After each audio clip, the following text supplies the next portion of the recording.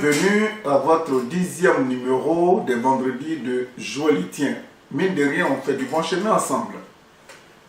Merci parce que depuis longtemps, nous recevons tellement de messages, tant en Côte d'Ivoire, au Sénégal, en RDC. Cela veut dire que nous sommes vraiment suivis. Aujourd'hui, nous allons vous parler de la Côte d'Ivoire, du Sénégal, du Nigeria, de la RDC, de l'Italie et de l'Union africaine. Côte d'Ivoire. Nous allons brosser le problème de la plateforme initiée par le PDCI RDA du président Aimé Ariko Bédié. Le président Bédié vient de lancer une plateforme. Au moment où le monsieur est en train de se battre pour rassembler tout le monde autour de lui, nous constatons des guerres de positionnement dans son propre camp. S'il ne prend garde, cette guerre de positionnement dans son proche entourage risque de faire capoter l'union pour laquelle il demande aux Ivoiriens de se mettre autour de lui parce que les enjeux de demain sont trop importants. Comment peut-on, dans cette Côte d'Ivoire d'aujourd'hui, vouloir mener des guerres de positionnement alors que toutes les institutions du pays sont bafouées, foulées aux pieds par le pouvoir? Ce n'est pas le moment. Il est l'heure aujourd'hui de nous mettre ensemble. Vraiment de nous mettre ensemble. Mettons de côté nos égos, nos ambitions. À l'état actuel des choses, quiconque croit que si rien n'est fait au niveau de la mise en place des institutions, il peut aller à une élection face à Ouattara, à son RHDP vide, et puis gagner les élections, il s'est mis le doigt dans l'œil. Les Ivoiriens sont fatigués. Avec Ouattara, ils sont fatigués. Véritablement, ils sont fatigués. Quand on ment, on se détruit. Le mensonge trop poussé chez M. Alassane Dramane Ouattara est un signe d'une mythomanie grave dont la pathologie ne peut pas trouver de médicament si ce n'est pas l'union des Ivoiriens. La vérité fait très mal, c'est vrai, mais elle libère, elle soigne. Le Dieu que nous devons prier, c'est ce Dieu-là qui nous dit « Aide-toi et je t'aiderai ». Ce n'est pas le Dieu pour lequel nous nous mettons en genoux matin, midi, soir, à l'église, qui viendra nous sauver de là où nous sommes aujourd'hui. Donc, je récapitule pour le PDCI RDA. L'heure n'est pas à la guerre de positionnement. L'heure est à l'union pour faire barrage à M. Ouattara. Si nous nous mettons ensemble aujourd'hui pour lui faire fléchir les genoux par rapport aux institutions qui ne sont pas en ordre, je pense que nous aurons beaucoup à gagner. FPI. Bravo aux militants du FPI. Bravo les gars. Tous ceux qui croient que le président Gbagbo Laurent est prêt à recevoir quiconque, c'est faux. Le président Gbagbo n'est pas prêt pour le moment à recevoir quiconque. En dehors d'un nombre très restreint. Donc quiconque fait croire que le président Gbagbo Laurent est prêt à recevoir, raison pour laquelle on lit ça et là sur des communications, oui, le président Gbagbo doit recevoir X ou Y, ce n'est vraiment pas à l'ordre du jour. Ce qui a plu au président Gbagbo Laurent, c'est quand il a su, il a eu vent, il a vu la conférence de presse initiée récemment par l'UDC, l'Union de la diaspora pour la Côte d'Ivoire. Je voudrais féliciter les gars. C'est le moment de mettre de côté cette fougue militante et de comprendre la nécessité. Le président Gbagbo a donné son OK pour que tous les militants du FPI, du PDCI se mettent ensemble par personnes interposées comme les Bernard Houdet, les M. Kofi, les Brogrebé qui vont à Daoukro rencontrer le président Bédié. Chapeau au gars. Enfin, nous avons tous compris. Mais à partir du moment où nous avons tous compris, tout ce que les gens ont initié ont été boycottés par nos frères du corps. Voilà encore une des raisons pour lesquelles La guerre de positionnement dans les QG des partis politiques en Côte d'Ivoire n'est pas à l'ordre du jour.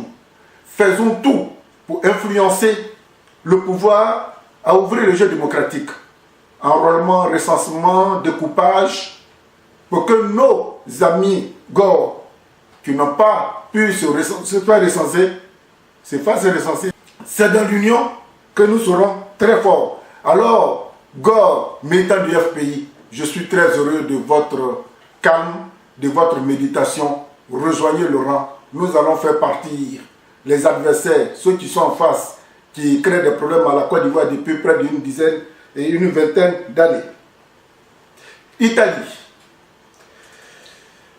Je voudrais saluer Kémy Séba, tous ceux qui sont en train d'éveiller les consciences sur ce que je vais énumérer, parce que on a parlé, ça n'a rien donné.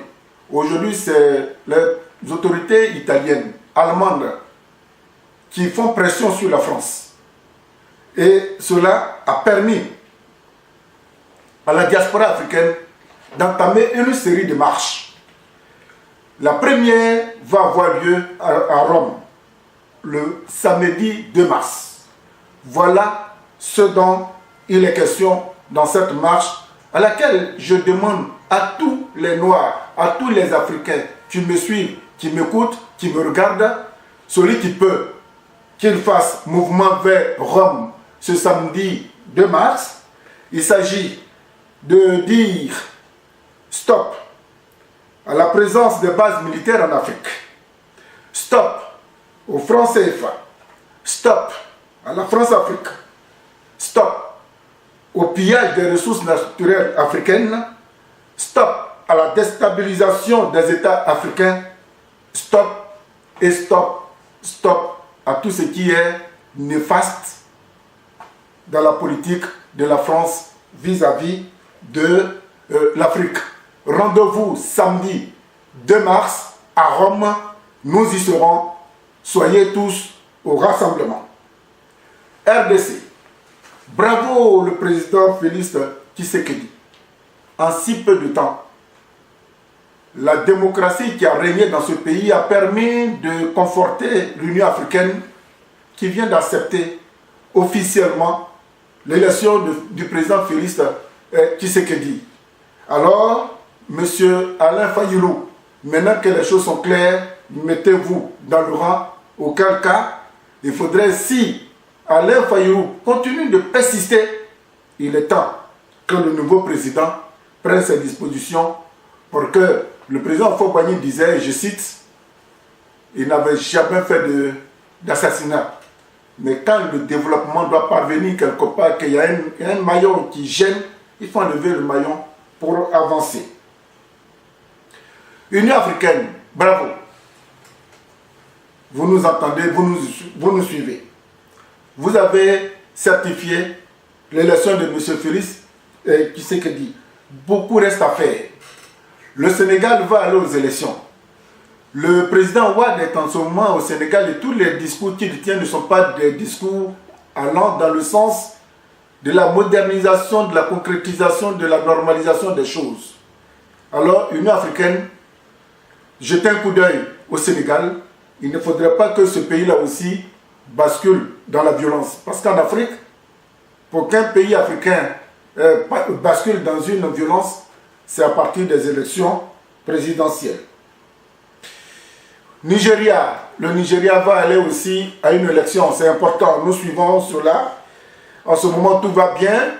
Et en dehors des djihadistes, de Boko Haram, et il faut que ce pays prenne ses responsabilités pour une élection crédible et sincère. Qui peut nous donner des nouvelles sur notre ami Blé Goudé? Nous sommes preneurs. C'est pour tout cela que je dis, l'heure pour le moment n'est pas la bousculade d'aller voir le président Gbagbo et de Blé Goudé. Pour le moment, là où ils sont, en dehors de quelques informations que nous recevons du président Gbagbo Laurent, pour le ministre Blé Goudé, nous aimerions avoir quelques informations sur sa résidence et son état de santé. Chers amis, aujourd'hui, C'est le 10e numéro des vendredis de Joël Etienne. Hier, c'était le 14 février. Eh bien, pour tous ceux qui sont amoureux et pour tous ceux qui ont fait la fête, réveillez-vous, prenez vos femmes dans vos mains, serrez-vous, dites-vous simplement, chérie, je t'aime. Moi aussi, je vous aime. Merci et à très bientôt.